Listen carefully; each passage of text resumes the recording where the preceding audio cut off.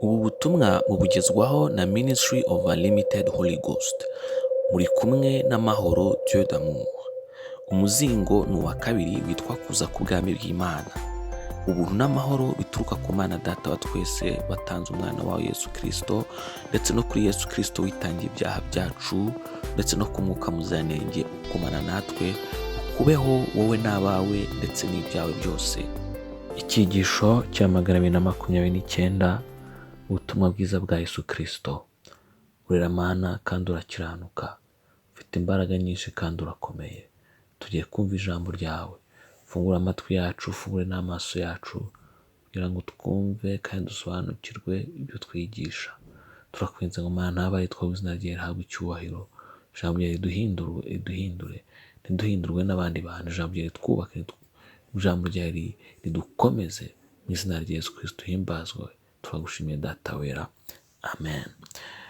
Turasoma mu Luka ibice 12 umurongo wa 10, haravuga ngo kandi umuntu wese usebya umwana w'umuntu azabibabarirwa, ariko utuka Umwuka Wera ntazabibabarirwa. Luka ibice 12 umurongo wa 10. Kuki Umwuka Wera afite agaciro kangana gutya? Kugira ngo dusobanukirwe ububi bwa kiriya cyaha, tugomba gusobanukirwa mbere na mbere umumaro wa Mwuka Wera mu itorero rya KRISTO, cyane cyane ubuzima bwa KRISTO. Mu magambo yoroshye, Yesu yize Umwuka Wera umufasha. Bivuze ko Imana izi neza ko gukora ubushake bwayo birushya ku rugero nta muntu mu bushobozi bwe bwa kamere wabyibashisha. Mwuka Wera rero aba mu buzima bwacu kugira ngo tubashije kubaho gikristo nk'uko Imana Data twese bishaka. Muri Yohana ibice 16:7 aravuga ngo ariko ndabwira ukuri yuko ikizagira icyo kibamarira ari uko ngenda, kuko nintagenda umufasha atazaza aho muri, ariko ningenda nzamuhereza. Nyamara Mwuka Wera anadufasha mu ntenye zacu, akanatwisha gusenga amasesha anezeza Imana Data wa twese.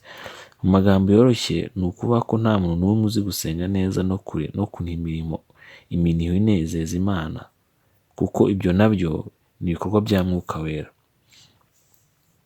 Muri Waroma 18:26-27 aravuga ngo uko niko n'Umwuka dufasha mu ntenye zacu, kuko tutazi uko dukwiriye gusenga, ariko Umwuka ubwe niwe udusabira iminiho itavugwa, kandi irondora imitima izi ibyo Umwuka atekereza, kuko Umwuka asabira abera nk'uko Imana ishaka.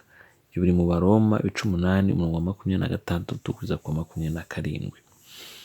Ubwo azatsinda ab'isi, abemeza iby'icyaha n'ibyo gukiranuka n'iby'amateka. Iby'icyaha ko batanyizeye, ibyo gukiranuka kuko njya kwa Data kandi namwe muzaba mutakimbona, n'iby'amateka kuko umutware w'ab'isi aciriweho iteka. Ibyo biri muri Yohana 16:8-11. Si uko Mwuka Wera ari umufasha gusa, ahubwo ni nawe udusabira ku Mana, kandi niwe utwemeza iby'icyaha no gukiranuka ndetse n'iby'amateka. Ngizo zimwe mu mpamvu zituma kwitandukanya na Mwuka Wera no kumusuzugura uba witandukanyije n'Imana burundu, ukaba utakibasha kuneza Imana namba.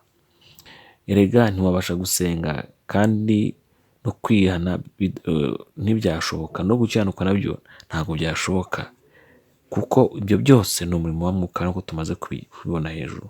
Mu kubyoroshya kugira ngo tubisobanukirwe, umenye neza ko bidashoboka na gato ko umukristo udafite umubano waho na Mwuka Wera. Ndavuga nti inzira iraruhije kandi turi kumwe na Mwuka Wera. Nkazwe noneho iyo ushatse kuyigendamo wizeye imbaraga zawe, aho kugira ngo ugende wizeye imbaraga z'Imana.